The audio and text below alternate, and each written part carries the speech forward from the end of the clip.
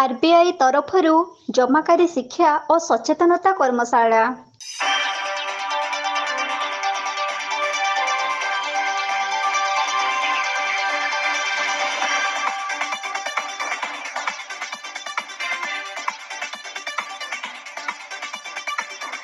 ଭାରତୀୟ ରିଜର୍ଭ ବ୍ୟାଙ୍କର ସହାୟତା ତଥା ସାଧନ ନୂଆଦିଲ୍ଲୀ ଓ ସମ୍ପର୍କ ଫିନ୍ ସର୍ଭିସେସ୍ ଭୁବନେଶ୍ୱରର ମିଳିତ ସହଯୋଗରେ କଳାହାଣ୍ଡି ଜିଲ୍ଲାର ମଦନ ରାମପୁର ବ୍ଲକ ଅନ୍ତର୍ଗତ ଅଲାତରା ଗ୍ରାମ ପଞ୍ଚାୟତର କଲ୍ୟାଣ ମଣ୍ଡପଠାରେ ଏକ ଜମାକାରୀ ଶିକ୍ଷା ଓ ସଚେତନତା କର୍ମଶାଳା ଅନୁଷ୍ଠିତ ହୋଇଯାଇଛି। ଏହି କର୍ମଶାଳାରେ ମିଶନ ଶକ୍ତିର ମହିଳାମାନେ ତଥା ସ୍ୱୟଂ ସହାୟକ ଗୋଷ୍ଠୀ ସହାୟକଙ୍କ ସହିତ ଚାଷୀ ମିଳିତ ଉତ୍ତରଦାୟୀ ଗୋଷ୍ଠୀର 65ରୁ ଊର୍ଦ୍ଧ୍ୱ ସଦସ୍ୟ ଉପସ୍ଥିତ ରହିଥିଲେ। ସୁଶାନ୍ତ ବଗର୍ତ୍ତୀ, ଜିତୁ ପ୍ରଧାନ, ପ୍ରମୋଦ କୁମାର ମୁଗ୍ରି, ଆଶିଷ କୁମାର ରଣା, ମାମିତା ପୂଜାରୀ, ମାମିତା ସାହୁ, ଏମ୍ବିକେ ଓ ଗ୍ରାମ ପଞ୍ଚାୟତର କର୍ମକର୍ତ୍ତା କାର୍ଯ୍ୟକ୍ରମ ପରିଚାଳନାର ସହଯୋଗ କରିଥିଲେ।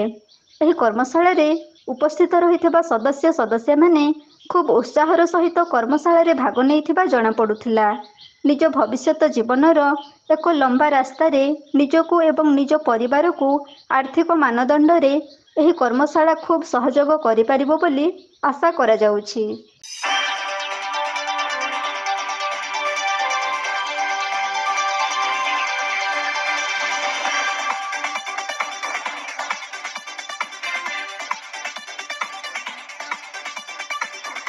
ଏହି କର୍ମଶାଳାରେ ସ୍ୱୟଂ ସହାୟକ ଗୋଷ୍ଠୀର ସଦସ୍ୟମାନେ ବିଭିନ୍ନ ବ୍ୟାଙ୍କ ଓ ଆର୍ଥିକ ଅନୁଷ୍ଠାନରୁ ପାଇଥିବା ଋଣର ଉଚିତ ବିନିଯୋଗ, ବ୍ୟବସାୟ ପାଇଁ ଆବଶ୍ୟକତା ଅନୁଯାୟୀ ଋଣ ଦରଖାସ୍ତ, ରୋଜଗାର ଭିତ୍ତିକ ବ୍ୟବସାୟର ଆୟରୁ ଋଣ କିସ୍ତି ଫେରସ୍ତ ତଥା ଅତ୍ୟଧିକ ଋଣ ଭାରଗ୍ରସ୍ତ ନ ହେବା ଇତ୍ୟାଦି ବିଷୟରେ ଆଲୋକପାତ କରାଯାଇଥିଲା।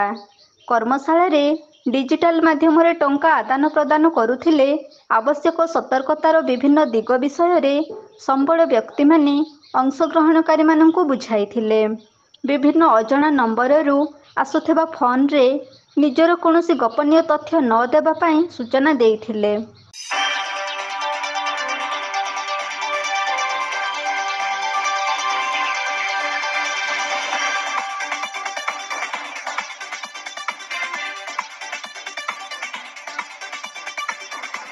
ଏହି କର୍ମଶାଳାରେ ମୁଖ୍ୟ ଅତିଥି ଭାବେ ଅଲାତରା ଗ୍ରାମ ପଞ୍ଚାୟତର ସରପଞ୍ଚ ଶ୍ରୀମତୀ ସସ୍ମିତା ବାଗ, ଆଇଆଇଏଫ୍ଏଲ୍ ଫାଇନାନ୍ସ ପରିଚାଳକ ଶ୍ରୀଯୁକ୍ତ ସୁନୀଲ ପ୍ରଧାନ, ଅଲାତରା ଗ୍ରାମ ପଞ୍ଚାୟତର ଏମ୍ବିକେ ମମିତା ସାହୁ ଓ ମହାଶକ୍ତି ଫାଉଣ୍ଡେସନର ପ୍ରତିଷ୍ଠାତା ସଦସ୍ୟ ତଥା ତାଲିମଦାତା ଶ୍ରୀଯୁକ୍ତ ପ୍ରକାଶ ଚନ୍ଦ୍ର ସାହୁ ପ୍ରମୁଖ ଉଦ୍ଘାଟନ କରି କାର୍ଯ୍ୟକ୍ରମ ଚାଲୁ କରିଥିଲେ।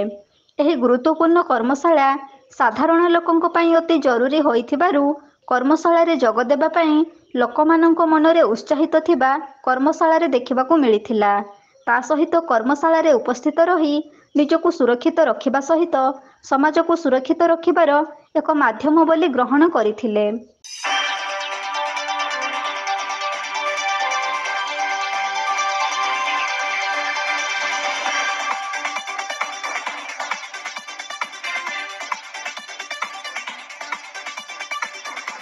ପରିବାର ପ୍ରତିପୋଷଣର ଏକ ମୁଖ୍ୟ ଆବଶ୍ୟକ ଅର୍ଥ। ସେହି ଅର୍ଥକୁ ପରିବାରରେ ବିନିଯୋଗ କରିବା ପାଇଁ ଯେତିକି ସମୟ ଲାଗିଥାଏ, ଅର୍ଥ ଉପାର୍ଜନ କରିବା ପାଇଁ ତାଠାରୁ ଢେର ଅଧିକ ସମୟ ଲାଗିଥାଏ। ସେହି ଅର୍ଜିତ ଅର୍ଥକୁ ସଠିକ୍ ଭାବରେ ଖର୍ଚ୍ଚ ନ କରି ଅନେକ ପରିବାର ବହୁ ଅସୁବିଧାର ସମ୍ମୁଖୀନ ହୋଇଥାନ୍ତି।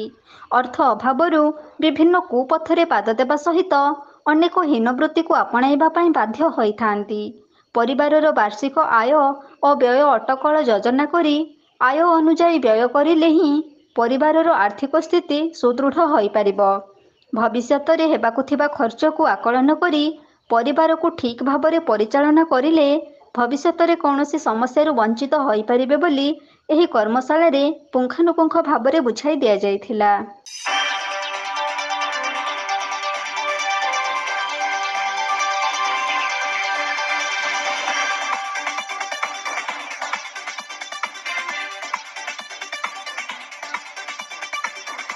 Bureau report, AB news.